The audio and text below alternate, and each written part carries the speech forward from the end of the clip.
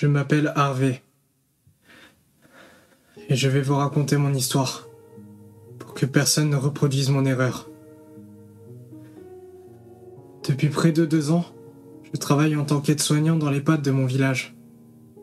Mon boulot est parfaitement ingrat, et j'ai souvent la sensation de n'être qu'un esclave. Mais les résidents, eux, ils savaient me redonner le sourire. Du moins, pour la plupart. Monsieur et Madame Viving sont 2 personnes merveilleuses. Ce sont mes résidents préférés. Ils ont toujours été comme des grands-parents pour moi. Il m'arrivait même de venir les voir en dehors de mes jours de travail. En même temps, il faut dire que je suis un jeune renfermé. J'ai donc peu, voire pas du tout d'amis en fait. Donc le temps libre, c'est pas quelque chose qui me manque. La seule amie que j'ai, c'est Misty. Elle est infirmière, et elle travaille avec moi depuis plusieurs mois. Elle est très gentille. Les résidents espèrent tous que nous serons leur petit divertissement, et qu'on finira par se mettre ensemble. Mais ça n'arrivera pas, je vous le garantis. Et je regrette tellement de ne pas l'avoir écouté. J'ai suivi de très loin l'actualité du Covid.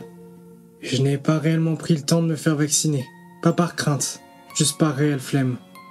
Mais il y a 3 jours, lundi il me semble, Misty a dit une seule phrase, qui a transformé ma vie en cauchemar. Salut Hervé, t'as vu, le vaccin va devenir obligatoire? Sinon tu pourras plus travailler, tu seras plus payé, alors dépêche-toi. Moi j'ai déjà fait le vaccin il y a au moins 2 mois de ça, hein. Au moins je suis tranquille maintenant. T'as vu, c'est la ruée d'or, tu te rends compte? On parle déjà de 2 mois de délai aux infos, hein. 2 mois. J'ai cherché un rendez-vous, en vain pendant ma pause. J'aurais dû continuer mes recherches, sans paniquer. Si seulement.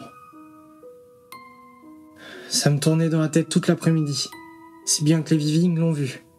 Et ils m'ont donc demandé ce qui n'allait pas et ils m'ont expliqué que un ami à eux, ou plutôt une connaissance à eux, avait une dose de vaccin en trop. Un nouveau vaccin en une seule injection. Et qui pouvait m'en faire don, car elle ne serait plus utilisable le lendemain. Et moi, j'ai accepté. J'ai été tellement touché par leur gentillesse, si bien que ni une ni deux, j'ai été voir leur ami, qui était un vieux monsieur presque normal. Je dis bien presque, car il avait l'air légèrement parano sur les bords. Il ne m'a pas parlé. Il m'a donné le vaccin et m'a claqué la porte au nez. Il avait l'air heureux de s'en débarrasser.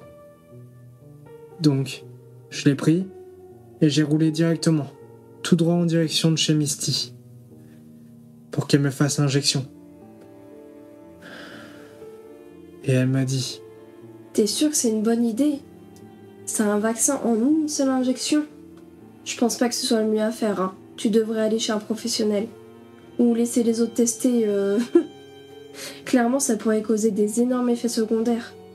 J'ai même pas trouvé d'infos sur internet. Alors ok, c'est peut-être un nouveau, mais tu devrais attendre, je le sens pas. Je lui ai expliqué que les dates ne m'allaient pas. Et après plus de 25 minutes de débat, elle a accepté de me faire l'injection. De plus, le mardi et le jeudi, j'étais en congé. Ça devait me permettre de me reposer, mais tout ne s'est pas passé comme prévu, comme vous vous en doutez. Le soir même, j'ai pas réussi à m'endormir. Je transpirais à pleines gouttes, si bien qu'en moins de 10 minutes, mes draps étaient trempés, et me rincer était devenu comme vital. Je me suis lavé à l'eau glacée, j'ai pris ma température, mais rien à faire, j'étais en pleine fièvre. Ma peau me démangeait de partout, comme si des choses bougeaient en dessous. J'ai passé une nuit à faire des allers-retours dans la douche, avec la sensation que ma peau devenait élastique, comme du latex. Le matin est arrivé, bien trop vite. J'ai tenté de boire un café, il était immonde. J'ai tenté de manger, j'avais l'impression d'avaler des lames de rasoir. J'ai donc décidé de ne rien faire, à part attendre. J'ai lavé mes draps qui sentaient le cadavre à plein nez, et je me suis assis, sur une chaise en bois. Je me souviens avoir commencé à m'endormir vers 14h, puis le vide. Ce ne sont que des sonneries et des tocs à ma porte qui m'ont réveillé. Je me suis levé, j'ai regardé autour de moi et ma tête tournait. Je dégoulinais d'une sorte de transpiration visqueuse et légèrement jaunâtre, comme du pu. Et en me regardant dans le miroir, j'ai eu la première vision d'horreur de la journée. Ma peau, elle semblait distendue. On aurait dit que elle se détachait de mes os. J'ai donc attrapé un chapeau, une écharpe. J'ai emballé tout ça et j'ai marché jusqu'à la porte. Harvey, mais qu'est-ce que tu fous? Tu es pas venu bosser de la journée? J'ai dû mentir à la boîte, tu sais très bien que je déteste ça. Puis, c'est quoi cette odeur immonde là? Tu t'es pas lavé depuis combien de temps? Je m'inquiète là, je vais appeler les urgences si ça continue. J'ai dormi plus de 24 heures et on était déjà mercredi 20h. J'ai tenté de répondre mais...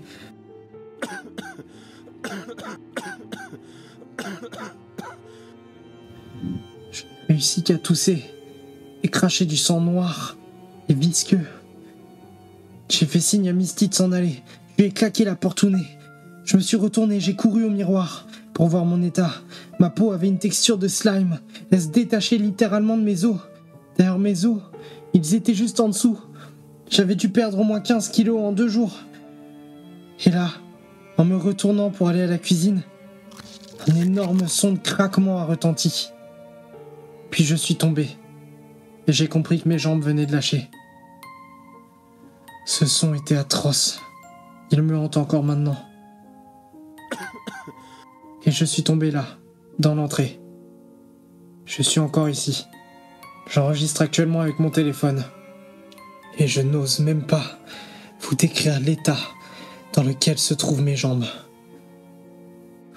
Une odeur répugnante s'en dégage.